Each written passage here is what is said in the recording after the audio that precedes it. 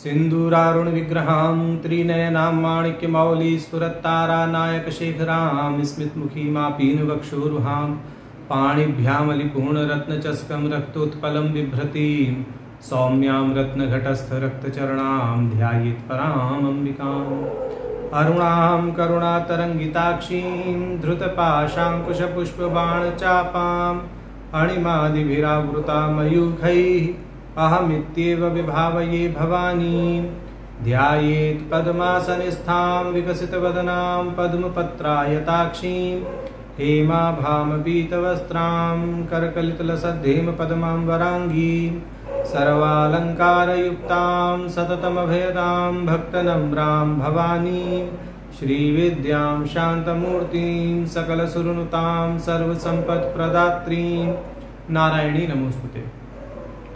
ललिता सहस्रनाम सौभाग्य भास्कर भाष्य की श्रृंखला में हम भगवती के प्रारंभ 527 नाम देख चुके थे। अब क्रमशः हम 528 से 532वें नाम तक का भाष्य आज देखेंगे। इन 5 नामों का भाष्य ही हम इसलिए देख रहे हैं क्योंकि आज याकनी का प्रकरण प्रारंभ होगा और इन 5 नामों के बाद में हमको परिभाषा श्लोक प्राप्त है। तो जैसा हमने कहा था कि हम परिभाषा श्लोक और शतक समाप्ति का अनुसरण करते हुए ही इन योगनियों के विषय में चर्चा अपनी करेंगे। तो इन 5 नामों के बाद में परिभाषा श्लोक होने के कारण इन 5 नामों को औपचारिक रूप से देखेंगे।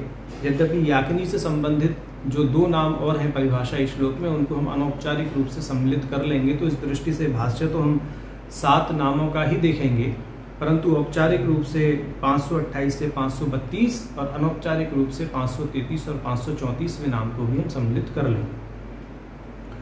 तो जो 5 नाम हमें आज करने हैं उनका पाठ कर लेते हैं। 528 से 532वें नाम का। सहस्रदल पद्मस्था सर्ववर्णोपशोभिता सर्वायुधधरा शुक्ल संस्थिता सर्वतोमुखी, ये 5 नाम हमें प्राप्त हैं। तो भाष्यकार जी इन 5 नामों का भाष्य करने से पहले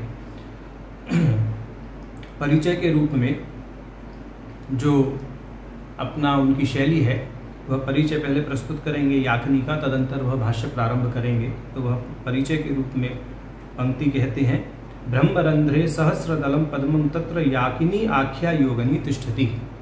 ये कह रहे हैं कि ब्रह्मरंध्र में सहस्रदल पद्म है, वहाँ याकिनी नामक योगिनी का निवास है। तदुक्तम कहा गया है। अभी यह ध्यान श्लोक यहाँ प्रस्तुत करेंगे। मुंड व्योमस्थ पद में 10 शत दल के कर्णिका चंद्र संस्थाम रेतो निष्ठाम समस्त आयुध कलित कराम सर्वतो वक्त्र पद्माम आदिक शांतारण शक्ति प्रकर परिवृताम सर्ववर्णाम भवानीम सर्वान्नासक्त चित्ताम पर शिव रसिकाम याकिनीम भावयामः। तो अर्थ इस ध्यान श्लोक का स्पष्ट ही है। अब भाष्यकार जी 528वें नाम का भाष्य करते हैं। तो भाष्य जिस नाम का करते हैं वह नाम है सहस्रदल पद्मस्था। एक पंक्ति में भाष्य प्रस्तुत करेंगे। भाष्यकार कहते हैं, सहस्रदले पद्मे तिष्ठति इति तथा। जो ब्रह्मरंध्र स्थित सहस्रदल पद्म में निवास करती हैं उनका नाम है सहस्रदल पद्मस्था। अब क्रमशः हमें 529वां नाम प्राप्त है, सर्ववर्णोपशोभिता। तो यह जो याकनी नामक योगिनी है, इनमें जो पूर्व वर्णित योगिनियां बताई गईं उन सभी के लक्षण विद्यमान हैं। तो इस दृष्टि से उनमें सभी योगिनियों के वर्ण माने जो रंग हैं वह परिलक्षित होते हैं। तो यहाँ भाष्यकार जी कहते हैं, सर्वैहि वर्णैहि पाटल श्याम रक्त पीतादि रूपैहि उपशोभिता। माने जो गुलाबी श्याम रक्तपीत आदि वर्णों से शोभित हैं वह भगवती हैं याकिनी। तो चित्र वर्णेति यावत, माने जो चित्र विचित्र वर्णों से रंजित हैं वह भगवती हैं सर्ववर्णोपशोभिता। अब प्रकारांतर से इस नाम का भाष्य करेंगे। यहाँ वर्ण का अर्थ अभी है अक्षर ले लेंगे, आदिक शांत अक्षर राशि। कहते हैं, यद्वा अथवा सर्वाणि अकारादि क्षकारांतानि वर्णाक्षराणि यासाम ताभिः अमृतादि क्षमावती अन्ताभिः 50 शक्तिभिः उपसमीपे दलेषु शोभिता आवृता अनुलोम विलोम रीत्या शतसंख्याभिः ताभिः 10 वारं दलेषु स्थिताभिः परिवृता इति यावत्। तो ये कह रहे हैं कि सहस्र दल पद्म में 1000 दल हैं, नाम से ही स्पष्ट है। और जो वर्ण है वो आदि क्षांत जो वर्ण है वह 50 वर्ण है। तो इन 50 वर्णों के अनुलोम और विलोम को करने से अनुलोम में आ से क्षांत, विलोम में क्षादि आंत, इस दृष्टि से 100 वर्ण हो जाते हैं। तो इन 100 वर्णों की 10 यदि आवृत्ति कर दी जाए तो 1000 वर्णों की संख्या परिगणित हो जाएगी। तो वो 1000 जो वर्ण हैं वह सहस्र दल पद्म में क्रमशः स्थित हैं। माने आदि क्षांत जो वर्णों की शक्तियां हैं वह एक एक दल निष्ठ हैं, इस दृष्टि से ये कह रहे हैं। तो इस प्रकार आदि क्षांत वर्णों की अनुलोम विलोम जो क्रमिक अवस्थिति है शक्तियों की, उनसे जो आवृत हैं वह भगवती याकनी सर्ववर्णोपशोभिता विशेषण से कही गई है, ऐसा यहाँ कहने का भाव है। अब यहाँ एक विशेष बात हम ये कहना चाह रहे हैं कि जो सहस्र दल पद्म में जब हम योगिनी न्यास के समय वर्णों का न्यास या वर्ण शक्तियों का न्यास करते हैं तो वह 3 प्रकार से प्राय भिन्न भिन्न संप्रदायों में किया जाता है। पहला तो यह है कि आदि क्षांत मात्रिकाओं का यानी 50 मात्रिकाओं का अनुलोम क्रम से ही 20 बार आवृत्ति करके न्यास किया जाए। दूसरा मत यह है कि 20-20 के 50 माने वर्ग बना लिए जाएं सहस्र दल पद्म के।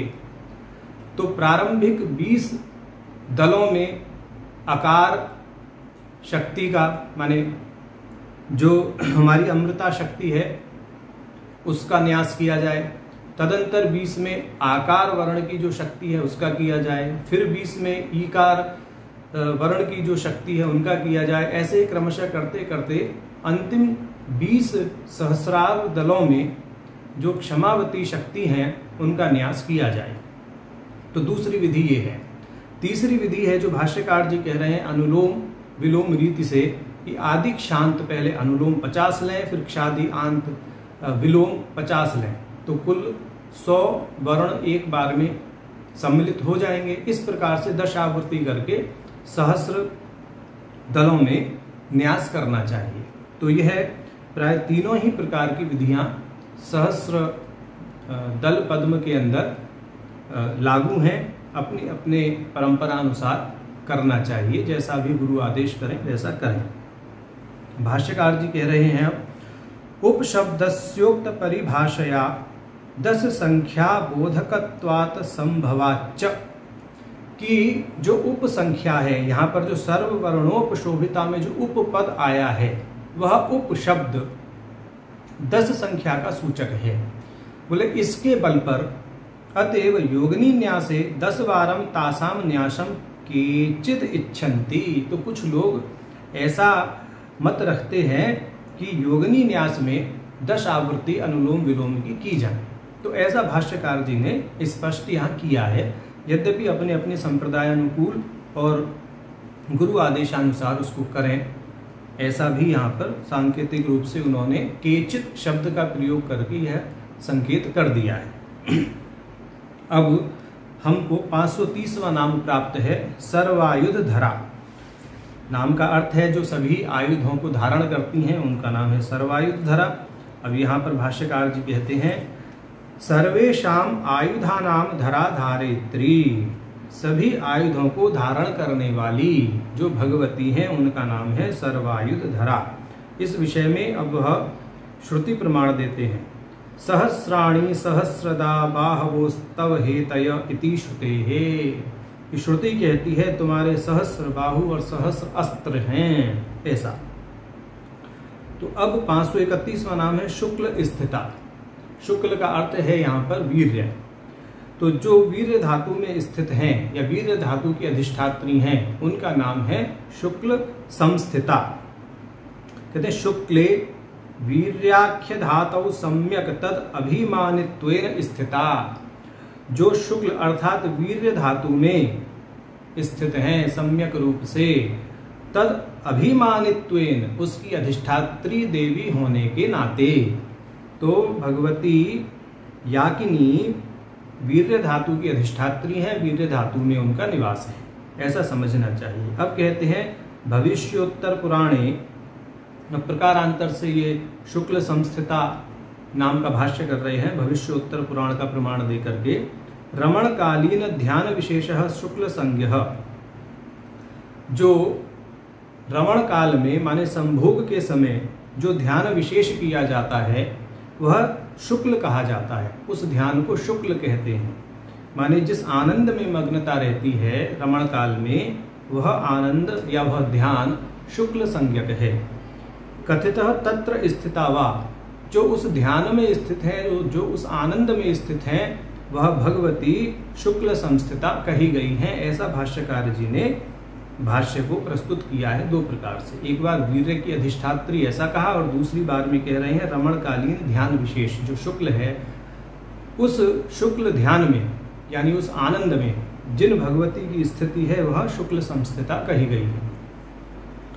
अब आगे 532वां नाम हमें प्राप्त है सर्वतोमुखी। सर्वतोमुखी इसका भी साधारण भाष्य है, जिनका सर्वत्र मुख है, जो सर्वत्र देखती हैं, उस दृष्टि से कहते हैं सर्वतः सर्वासु दिक्षु मुखानी यस्याः। तो सभी दिशाओं में मुख है जिनका, वह भगवती हैं सर्वतोमुखी। और यहाँ श्रीमद् भगवद गीता का यह स्मृति प्रमाण देते हैं सर्वतो अक्षि शिरो मुखम इति वचनात्। इस स्मृति वचन से यह अपने कथन को पुष्ट कर रहे हैं। तो इस प्रकार से हमने 528 से 532 इन 5 नामों का भाष्य देखा। अब हमें 21वां परिभाषा श्लोक प्राप्त है, जिसको अगली चर्चा में करेंगे औपचारिक रूप से। अब अनौपचारिक रूप से याकिनी भगवती के 2 नाम और हैं, सर्वोदन प्रीत चित्ता और याकिन्यम्बा स्वरूपणी, जो 533 में और 534 में नाम है क्रमशः। सर्वोदन प्रीत चित्ता का अर्थ है जो सभी प्रकार के ओदन अन्न, जैसा कि पहले भी योगिनियों के विषय में बताए गए पायसान, स्निग्ध ओदन, गुणान्न, दध्यान, मुद्गोदन, हरिद्रान, ये जो 6 अन्न बताए गए, ये सभी प्रकार के अन्नों से तुष्ट होती हैं, संतुष्ट होती हैं। तो इसलिए इनका नाम है सर्वोदन प्रीत चित्ता।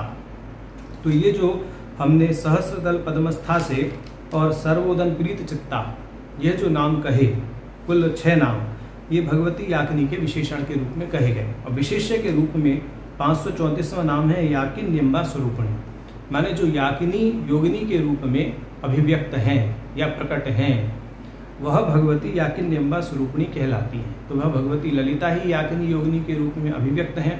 तो विशेष्य की दृष्टि से भगवती ललिता ही याकिनी सिद्ध होती हैं। तो इससे पहले जो सहस्रदल पद्मस्था से और सर्वोदन प्रीत चित्ता तक जो विशेषण परक नाम कहे गए थे, वह भी भगवती ललिता के नाम ही सिद्ध होते हैं। तो इस दृष्टि से आज हमने 528 से 532वें नाम तक का औपचारिक भाष्य देखा और 533 और 534वें नाम का अनौपचारिक भाष्य हमने देखा। तो इसके साथ ही याकिनी का प्रकरण भी आंशिक रूप से पूर्ण हो जाता है। अगली चर्चा में औपचारिक रूप से इन नामों का भाष्य करके याकिनी प्रकरण को पूर्ण करेंगे। तदंतर योगिनियों का जो प्रकरण है वह भी पूर्ण हो जाएगा और 21वां परिभाषा श्लोक करके फिर आगे के स्वाहा, स्वधा, मति, मेधा इत्यादि नामों का भाष्य देखेंगे। तो आज इतना ही रखते हैं। नारायण।